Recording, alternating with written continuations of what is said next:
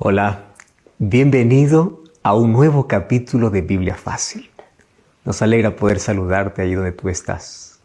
Qué alegría, qué gratitud en el corazón, porque a pesar de la distancia, a pesar de las fronteras, a pesar de los diferentes usos horarios, estamos juntos aquí para poder estudiar la Biblia.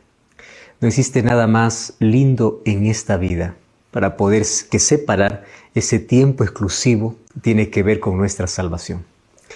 Nuestro tiempo, todos tenemos el mismo tiempo y cada uno decide cómo usarlo y cada quien lo usa de diferentes maneras. Pero qué felices son aquellos que dedican en el tiempo que tienen para poder interesarse en su salvación. Interesarse en el estudio de la palabra de Dios. Y ese interés es producido por el Espíritu Santo. Me alegra mucho cuando puedo encontrar a personas que dicen, tengo ese interés de poder conocer más. ¿Más de quién? Más de Jesús, más de la Biblia. Eso no es un interés natural. Es el interés que el Espíritu Santo coloca en nuestro corazón. Es la evidencia de la obra maravillosa del Espíritu, llamándonos siempre para un mayor conocimiento y un mejor relacionamiento con Jesús. Y durante toda esta temporada estamos hablando sobre nuestro maravilloso Jesús. Y al poder descubrir cómo Él realizó una obra en nuestro favor, nuestro corazón se enternece, nuestra vida se rinde. Y yo agradezco a Dios por las lindas decisiones, por las lindas historias de personas que escuchan con tanta sensibilidad aquellas palabras sencillas, simples. Sin embargo, el Espíritu Santo trabaja en su corazón y finalmente permiten que Dios pueda trabajar en su vida. Y hoy hay tantas decisiones de personas entregándose a Cristo. Felicitaciones a ti por formar parte de este grupo. No es casualidad que estés viendo este programa. Dios tiene un propósito para tu vida y allí donde tú estás, Dios quiere abrazarte. Dios te ama mucho y nunca lo olvides. Y estamos listos aquí, ya llegando a la parte final de esta temporada. Y nuestro tema de hoy hablará sobre cómo fue aquel último día, o por lo menos los dos últimos días, antes de que Jesús pueda ir a la cruz. Lo que sucedió aquel día jueves de noche, aquel día viernes, hasta el momento que fue crucificado. ¿Por qué murió Jesús? A Él no lo mataron, Él se entregó para morir. Su misión de plan o el plan de redención se completó y fue gloriosa allí en la cruz, mas allí no terminó, porque Él resucitó y hoy Él es nuestro intercesor, Él es nuestro mediador, Él es nuestro Salvador.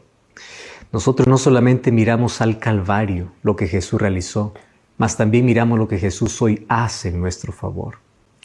Y hoy queremos repasar juntos lo que Mateo cuenta acerca de cómo fue aquel día triste de toda la historia, cuando Jesús murió, pero al mismo tiempo fue glorioso para el ser humano, porque allí se selló nuestra salvación.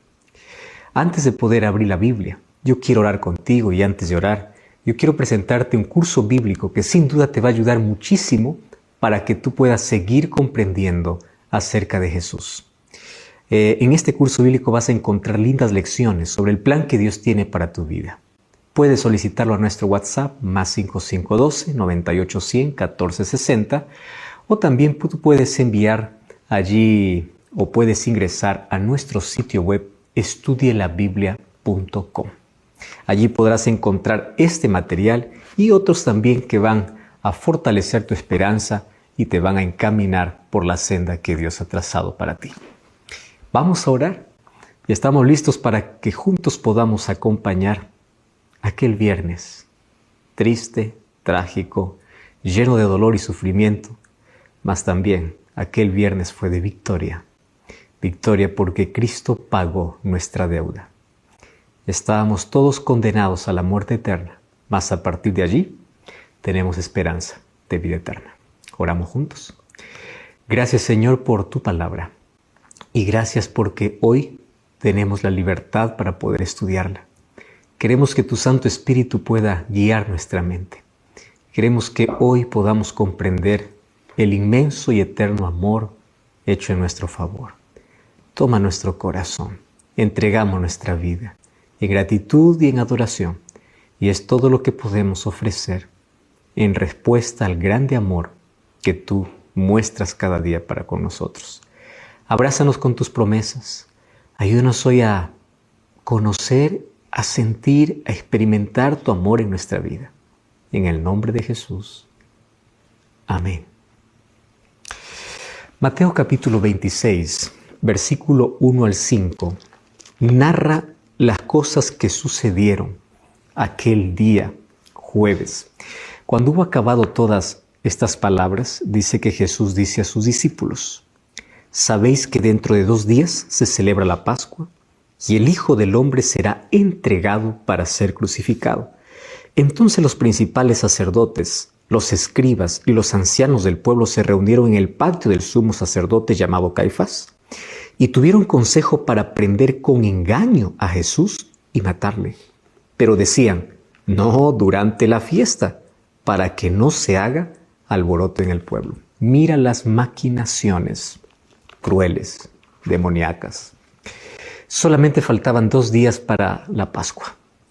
¿Sabes que la fiesta de la Pascua era una fiesta donde el pueblo judío celebraba su independencia, la liberación de Egipto?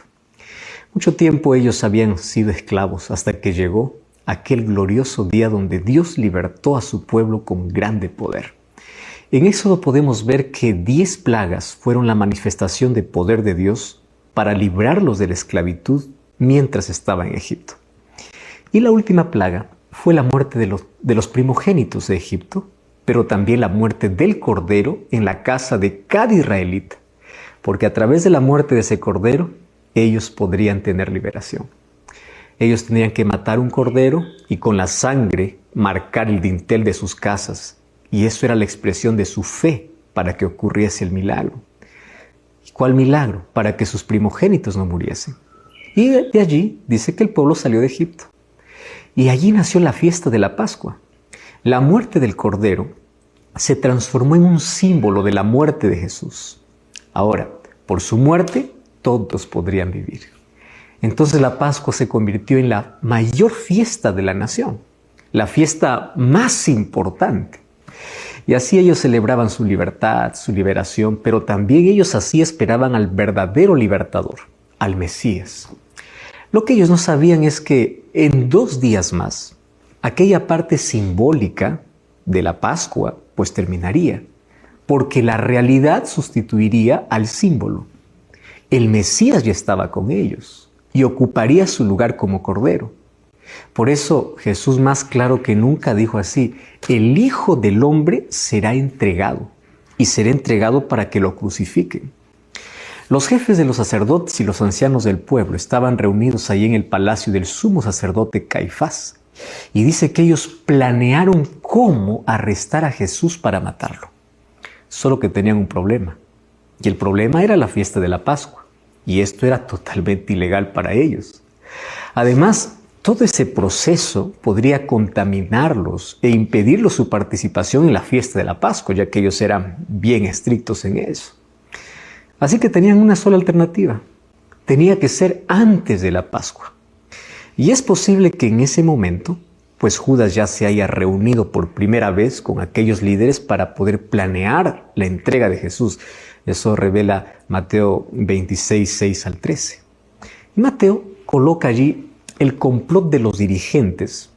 Y a partir del versículo 6 en adelante, habla sobre la cena que Jesús participó en la casa de Simón. Y es interesante porque aquí está juntando algunos temas Mateo. Resulta que esta cena pudo haber sido el sábado anterior según Juan capítulo 12. Simón el leproso, allí en Betania, realizó una cena para honrar a Jesús. Y en gratitud porque Jesús le había curado de la lepra. Esa historia está en Lucas 7, 36 al 40. Así que él invitó a Lázaro y a su familia. Aun cuando para él fuese una situación un poco embarazosa, incómoda, porque parece que él fue quien indujo a María Magdalena en el pecado. Claro, pero no podía ignorar a Lázaro. porque era el discípulo más notable de Jesús que había en Betania, especialmente después que Jesús resucitó a Lázaro. Y allí en esa cena, ahí Mateo nos cuenta que María ungió a Jesús con un perfume muy caro. Con más detalles encontramos esa historia en Juan capítulo 12. Y dice que derramó ese perfume de la cabeza a los pies. Y allí Judas reaccionó contra ella. ¿Para qué este desperdicio?, dijeron. Judas dijo, ¿por qué ese perfume no se vendió por 300 denarios y lo pudimos haber dado a los pobres? ¿Quién valía más para ellos, Jesús o los pobres? Los pobres tal vez. O en el caso de Judas, ni siquiera los pobres, él mismo. Porque Juan, cuando narra esa historia, dice que a él no le importaban los pobres. Lo que le interesaba era el dinero. ¿Por qué? Porque él administraba el dinero. Y él tomaba dinero para sí, porque era ladrón. Los pobres solamente era un pretexto. Pero Jesús no desechó el interés por los pobres. Jesús respondió, a los pobres ustedes siempre lo tendrán. Solo que en este momento, esta mujer, al derramar este perfume sobre mi cuerpo, me está preparando para la sepultura. O sea, la prioridad ahora es el sacrificio verdadero. Es el sacrificio de Cristo en la cruz. Y mira que a partir del versículo 14 hasta el versículo 16 del capítulo 26, dice que Judas pues se sintió reprendido. Y todos los egoístas son personas muy sensibles, porque se ofenden fácilmente y guardan rencor dentro de sí. ¿Por qué? Porque la respuesta de Jesús supuestamente ofendió su dignidad y él quería defenderlo. Algunas personas ante esa situación explotan, se quejan, se sienten maltratados y se llenan la vida de amargura. Otros, en cambio, están en silencio, aguantando y dicen, ya llegará mi momento para vengarme. Y Judas ya venía con ese dolor desde hace más de un año, más o menos. ¿Recuerda cuando Jesús pronunció el sermón del pan de vida? Dice que muchos la abandonaron. Judas allí dejó que las fuerzas destructoras del maligno pudiesen apoderarse de su vida. Y él también decidió separarse, según Juan capítulo 6, versículos 70 y 71. Mas ahora pensó que había llegado el momento para hacerlo. Así que en ese momento fue para hablar con los dirigentes de la nación para poder negociar el precio de la entrega. ¿Cuánto valdría? 30 miserables monedas de plata. ¿Sabes cuánto era eso? El valor de un esclavo. El precio para vender a Jesús ya estaba predicho inclusive por el profeta Zacarías en el capítulo 11, versículo 12. Ese sería el precio de la traición. Pero sabes que el Mesías no tiene ese precio. Él vale lo contrario a la traición. El valor del Mesías es lealtad, fidelidad, servicio, entrega. En realidad no se compra ni se vende. Judas pensó que estaba vendiendo a Jesús, pero fue una venta engañosa, ficticia, porque finalmente él terminó perdiendo y perdiéndose para siempre. Ahora, tampoco se puede comprar nada, porque es un regalo. Y el único precio del regalo es el amor. Sabes que Juan 3:16 dice, porque de tal manera amó Dios al mundo, que dio a su Hijo unigénito para que todo aquel que en él cree no se pierda, mas tenga vida eterna.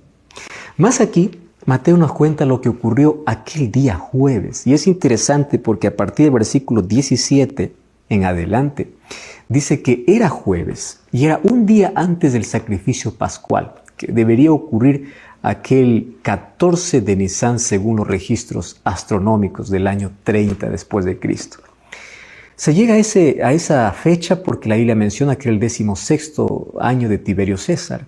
Un 14 de Nisán cayó un día viernes. Y el día jueves 13 de Nisán fue el día de la preparación para la Pascua.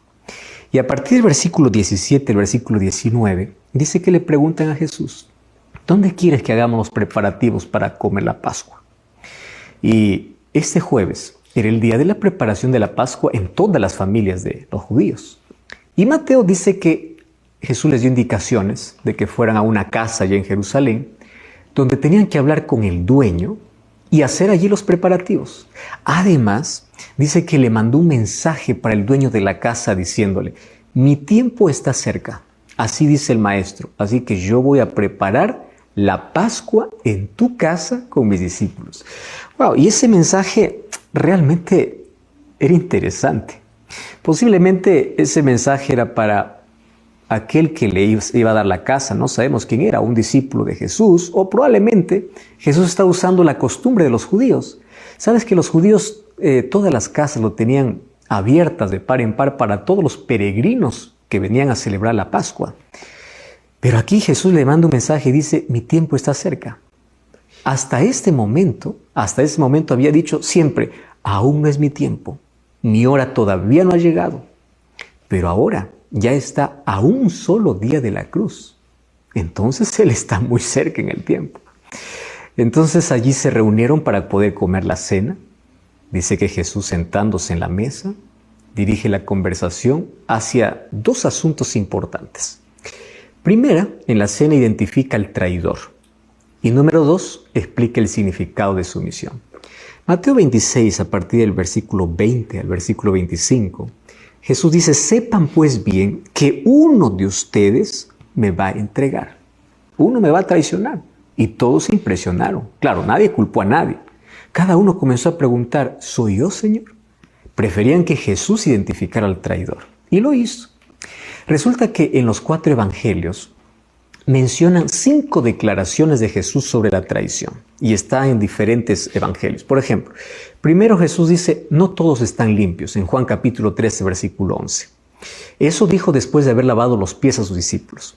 La segunda vez, Él dijo: el que come pan conmigo, Él levantó contra mí su calcañar. Y eso fue pronunciada cuando los discípulos volvieron a ocupar sus lugares en la mesa después de haber sido lavados los pies, según Juan capítulo 13, versículo 18. La tercera vez dijo: uno de vosotros me va a entregar, cada vez más directo. Eso un momento después, aquí dice en Mateo capítulo 26, versículo 21. La cuarta vez fue más directo, dijo: el que mete conmigo su mano en mi plato, ese me va a entregar. Ahora, eso lo dijo en un momento de la cena, según Mateo capítulo 26, versículo 23, capítulo 26, 23. La traición nunca es honesta, ¿no? Es siempre disimulador, es traicionera, es falsa. Por eso es que comía del mismo plato, inclusive. Ahora Jesús dice: el Hijo del Hombre va a la muerte, pero ay de aquel que lo traiciona. Y entonces pues ahí llega el turno de Judas. Y él dice: ¿acaso soy yo, maestro? Y ahí viene la quinta vez. Y Jesús le dice: tú lo has dicho. O sea, ya estaban al final de la cena cuando Jesús dice eso. Y estas palabras impulsaron a Judas hacia ya su planeada traición, porque ya estaba todo armado. Y él salió y abandonó a los discípulos y a Jesús. Y de ahí, cuando estaban comiendo la cena pascual, Jesús instituyó la Santa Cena o la Cena del Señor, con el objetivo de explicar a sus discípulos el significado de su misión en esta tierra y cuál sería el verdadero sentido de su muerte. En lugar de ofrecer la tradicional explicación sobre la Pascua, que siempre allí tenían como costumbre que el padre de familia debía explicar en ese instante de la cena por qué celebran la Pascua, Jesús explicó el significado de los símbolos de otra manera. Dice que tomó el pan sin levadura de la Pascua, lo dio a sus discípulos y les dice así: tomad y comed, porque esto representa mi cuerpo. O sea, no lo pueden comer literalmente, porque comida literal tampoco es solamente un símbolo. Eso está diciendo: esto pueden comer espiritualmente. ¿Qué está diciendo Jesús? Yo entregaré mi cuerpo en la cruz, para que cuando esté quebrantado y ustedes acepten por fe mi sacrificio, ustedes tengan vida y la tengan para siempre. Entonces, Jesús está diciendo: la liberación que yo les traigo ahora es mayor que la liberación de Egipto, porque ahora los estoy libertando del pecado. Entonces, la Pascua, a partir de allí, se convierte en un símbolo que anunciaba la muerte de Jesús hasta el futuro. Por eso es que la Santa Cena, como una nueva Pascua, es un recuerdo de la muerte de Cristo que ya está realizado y la promesa de su retorno para vida eterna. Y a partir del versículo 26 hasta el versículo 30 dice que después Jesús tomó la copa con vino sin fermentar y les dijo: beban, esta es mi sangre del nuevo pacto, derramada por muchos para perdón de los pecados. Es claro que no se está hablando de sangre literal, lo dijo en un sentido espiritual, porque solamente pueden beberla si tienen fe. Sin fe, los que beben es apenas un jugo de la vid, nada más. Vida no reciben. Pero si aquel que bebe ese símbolo cree que cuando bebe el vino del nuevo pacto, ese vino se vuelve simbólico en la sangre de Jesús. O sea, deja de ser un simple vino y llega a ser un símbolo. No te estoy diciendo que el vino se transforme en sangre. No te estoy diciendo que se transforma. Estoy diciendo que se convierte en símbolo de la sangre de Jesús. Entonces, por la fe, reciben la realidad simbolizada por el vino. ¿Qué cosa es? La vida. Y esa realidad tampoco es sangre literal. Jesús dice, no vayan a pensar ustedes que van a recibir la sangre de mi cuerpo, sino que recibirán la vida que mi cuerpo y mi sangre comprarán para ustedes. Ese símbolo tendrá valor todos los días que ustedes lo practiquen, hasta que otra vez vivamos juntos en el reino de mi Padre. Y allí Mateo dice que después de cantar el himno, salieron para el monte de los olivos. Ahora es interesante, a partir del versículo 31 hasta el versículo 46 habla sobre otra escena. Jesús allí en el camino dio muchas instrucciones. Claro que Mateo solamente cuenta que allí en el camino anunció que todos se iban a escandalizar. Ahí aparece Pedro diciendo, no me escandalizaré. Y le dice, Pedro, tú me negarás 3 veces. Pero Juan registra el contenido de la enseñanza. Muchos lo llaman a esto el discurso de despedida que está en Juan capítulo 13, versículo 31 hasta el capítulo 17, versículo 26. Y luego Mateo agrega la experiencia del Getsemaní, con el cual concluye todas sus enseñanzas en Judea. Y allí Mateo capítulo 26, versículo 36 al 46, dice que se detienen allá en el jardín del Getsemaní que está al pie del monte de los olivos. La tradición dice que le pertenecía ese terreno a María, la madre de Juan Marcos, lo mismo que el aposento alto en el cual celebraban la Santa Cena. Bueno, no sabemos con seguridad, pero así se piensa. Y Mateo cuenta qué cosa es lo que sucedió en el Getsemaní. Él lleva a 3 de sus discípulos para que lo acompañen orando, mas ellos infelizmente se quedan dormidos. Pero ¿sabes qué cosa es lo que resalto de allí del Getsemaní? Allí se decidió nuestra salvación. La oración de Jesús es, Padre, si es posible, pasa de mí esta copa, pero no sea mi voluntad, sea la tuya. Finalmente aceptó la voluntad del Padre. Y dice que Jesús estaba muy triste. El peso del pecado de la humanidad estaba sobre él. Allí sudó gotas de sangre. La angustia era profunda. Mas él se aferró al Padre. ¿Sabes que ahí en Getsemaní Jesús determinó finalmente ir a la cruz? O por lo menos confirmó la decisión. Aun cuando el dolor intenso vendría, la crueldad más severa, porque después de haber orado, él encontró la fortaleza que necesitaba para ir a la cruz. Por eso es que después del Getsemaní, a pesar de que sabe que está viniendo el traidor, a pesar de que sabe que están viniendo a llevarlo, él está sereno, él está tranquilo. Y aquí Jesús me enseña 2 cosas en el Getsemaní. Número 1, todos enfrentamos dolor en la vida, crisis, sufrimiento, es inevitable. Sin embargo, Jesús se preparó para la mayor crisis. Nosotros tenemos que estar preparados todos los días para recibir fortaleza, para enfrentar la vida con serenidad, con la calma con la cual Jesús lo enfrentaba. Nosotros a veces vivimos angustiados y ansiosos. Sin embargo, Jesús me enseña que en la oración encuentro fortaleza y poder. No importó más lo que vendría en el futuro, porque ahí en el Getsemaní él tomó la decisión. Y aun cuando tenía tanta angustia, él aceptó la voluntad del Padre, pero esa voluntad del Padre ya era un plan planeado por ellos desde la eternidad. Y a partir de allí comenzamos aquello que llamamos la pasión y muerte. Qué ironía, ¿verdad? Los líderes religiosos de la nación habían enviado a la guardia del templo para poder arrestar al mejor hombre de la nación, a Jesús. Y Jesús estaba solo, claro, solo con sus 11 discípulos, porque ya no tenía 12, uno lo había traicionado. Y esta es otra ironía.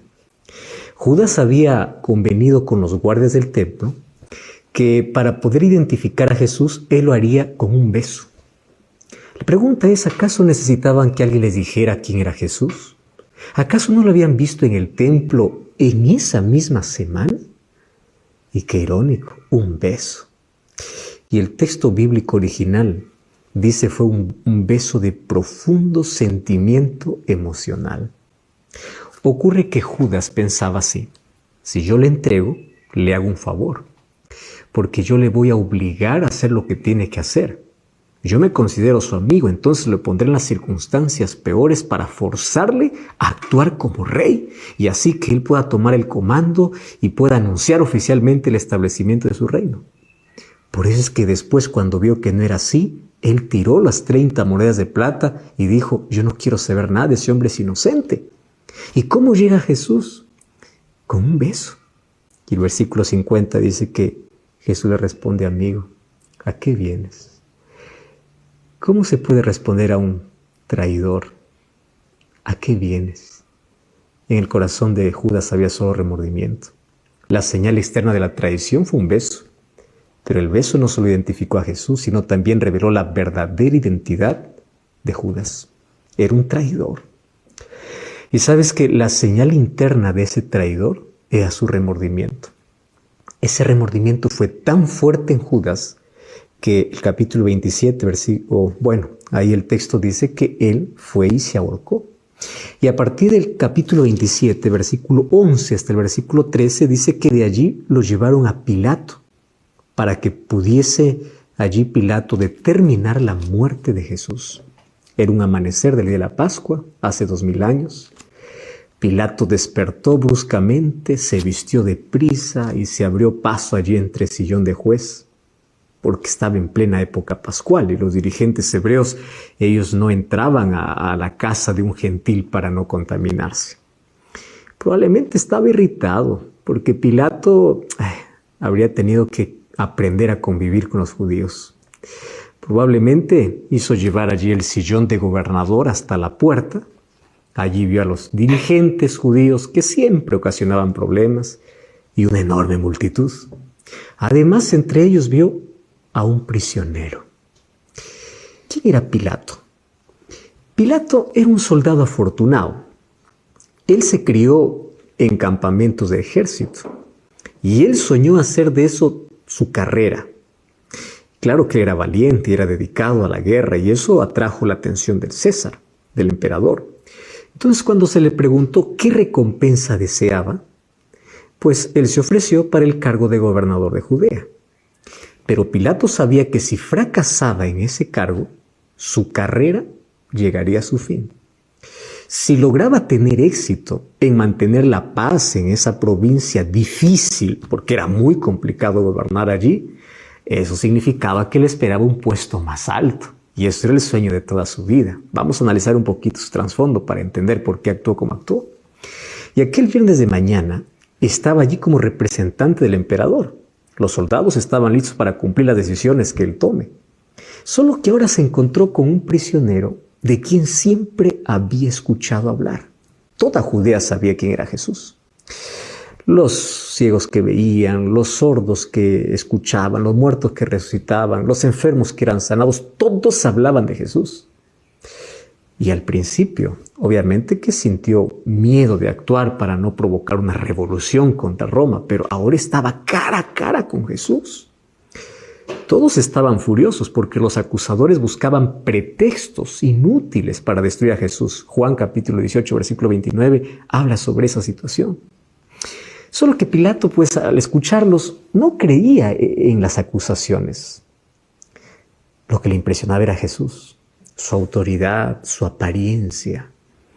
Y eso hizo que Pilato pueda llevar a Jesús a una habitación privada. Y ahí conversó sobre el reino de verdad. Y Pilato quedó más impresionado. Solo que Cristo le hizo una pregunta. Pilato, ¿tú por qué preguntas? ¿Porque realmente tienes un deseo sincero de saber? ¿O alguien puso en tu mente sobre mi obra y mi reino? Estaba hablando lo que el Espíritu Santo estaba impresionando a Pilato. Pero el orgullo de Pilato fue herido. ¿Cómo puedes esperar que yo crea? ¿Acaso tú no sabes que yo puedo destruirte o soltarte? Le dice arrogantemente Pilato. Y Jesús le dice, no, tú no puedes hacer nada, porque todo lo que tienes es dado por el de arriba. Y ahí Pilato le dice, ¿eres tu rey? Jesús le dice, mi reino no es de este mundo.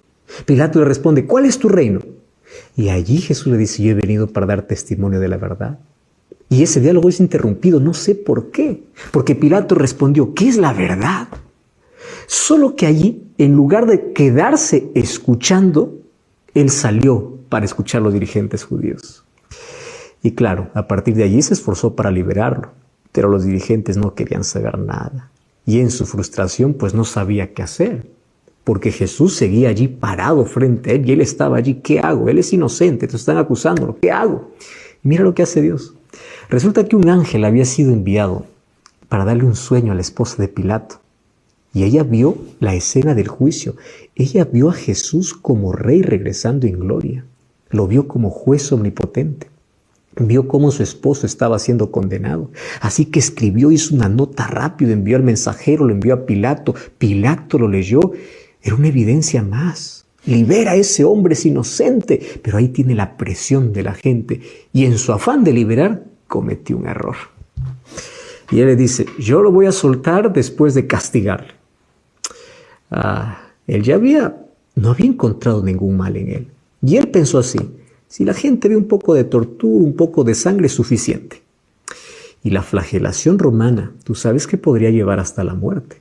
Porque antes flagelaban con correas de cuero que tenía piezas de metal o huesos en la parte final para poder azotar.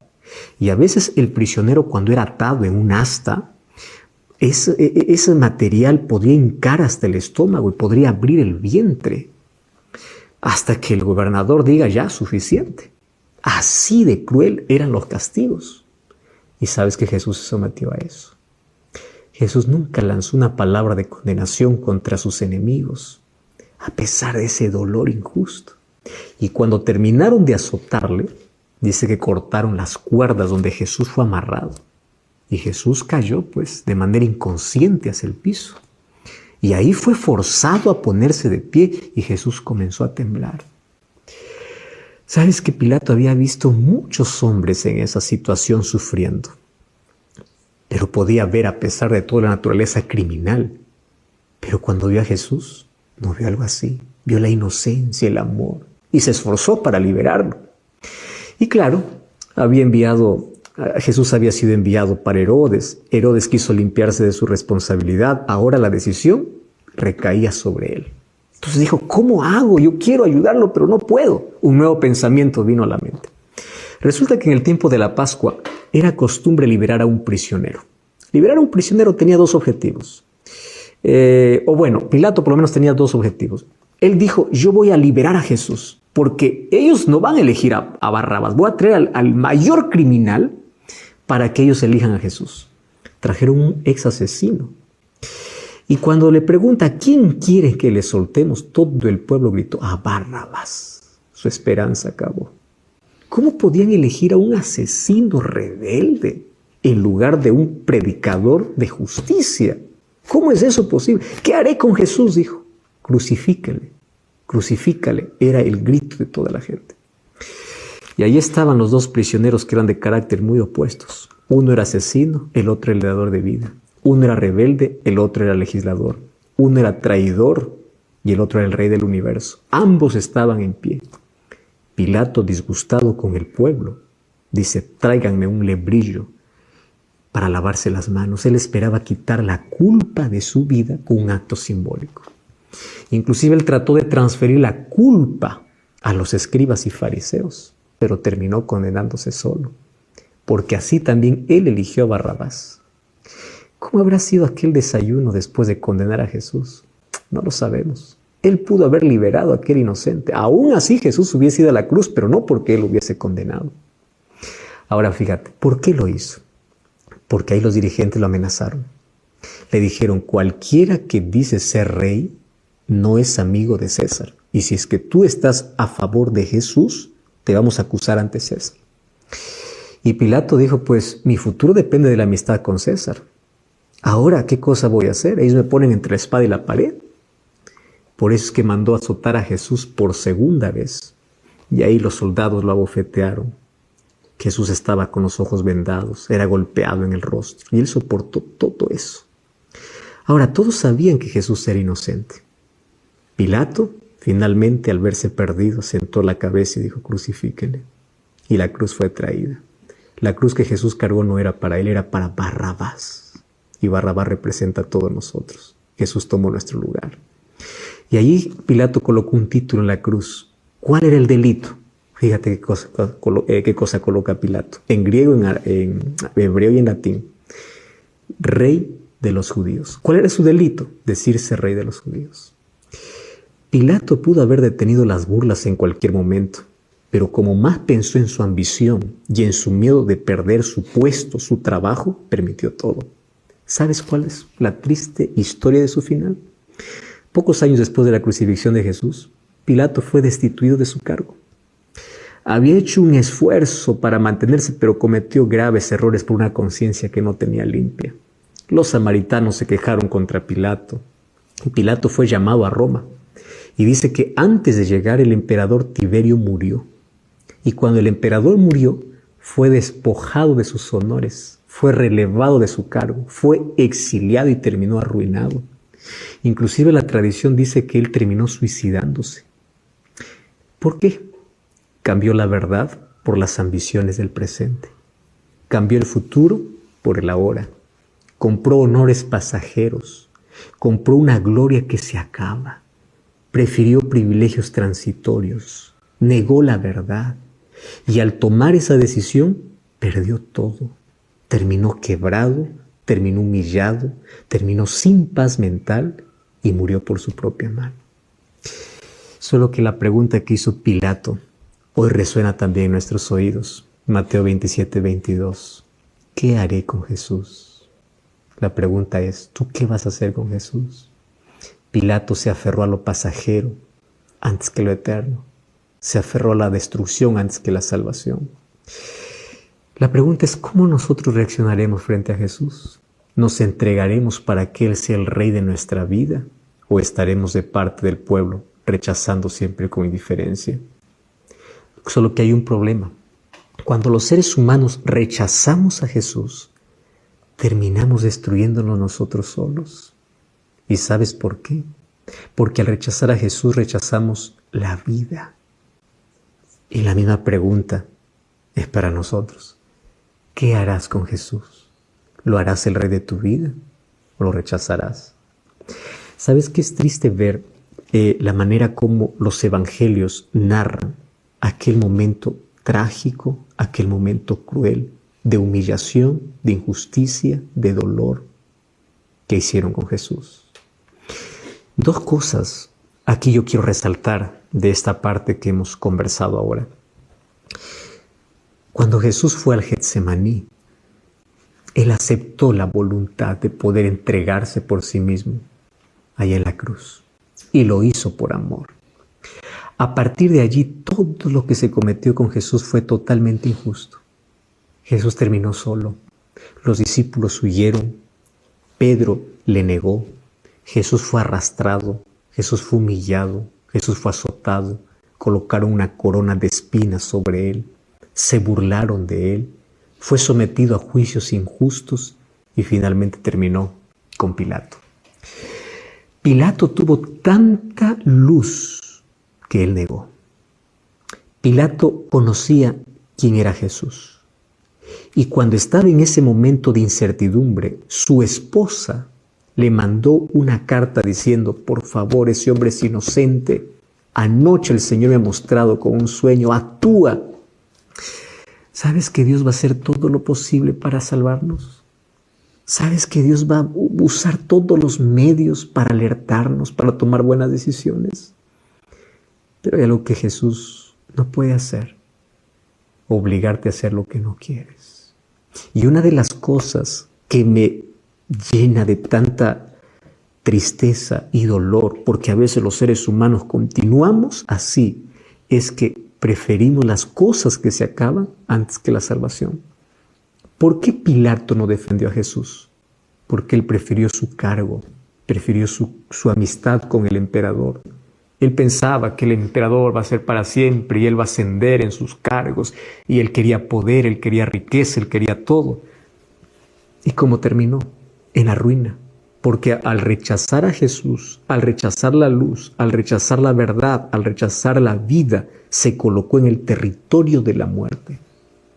¿Y sabes qué cosa es triste y lamentable? Que hoy los seres humanos continuamos con esa actitud. ¿Qué haré con Jesús?, dijo Pilato. Esa pregunta también queda para ti. ¿Qué harás con Jesús? ¿Lo aceptarás o lo rechazarás? ¿Le darás la espalda o le entregarás tu corazón? ¿Qué cosa es lo que prefieres? ¿Lo temporal o lo eternal? ¿Qué es lo más importante para tu vida? ¿Jesús o un cargo o una función o el dinero? ¿Por qué estás cambiando a Jesús? ¿Por algo que va a terminar? Querido, las cosas de esta vida acaban. Las cosas de esta vida terminan. Todo tiene fecha de vencimiento. Por eso el peor error de la vida es despreciar a Jesús. O a veces nos comportamos como la gente. Preferimos a Barrabás antes que a Cristo. Finalmente, Barrabás representa a toda la humanidad. Te representa a ti y a mí. Porque la cruz que fue hecha para Barrabás la cargó Jesús. Así también la condenación que era para nosotros la cargó Jesús. Jesús cargó una corona de espinas.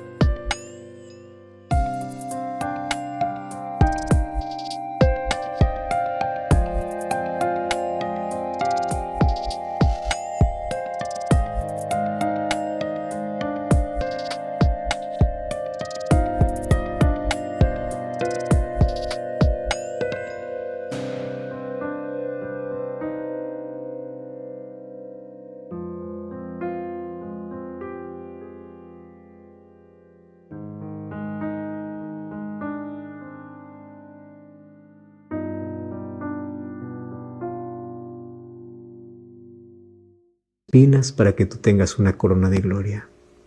Jesús fue desnudado para que tú seas vestido. Jesús murió para que tú y yo tengamos esperanza y esperanza de vida eterna. La pregunta sigue allí. ¿Qué harás con Jesús?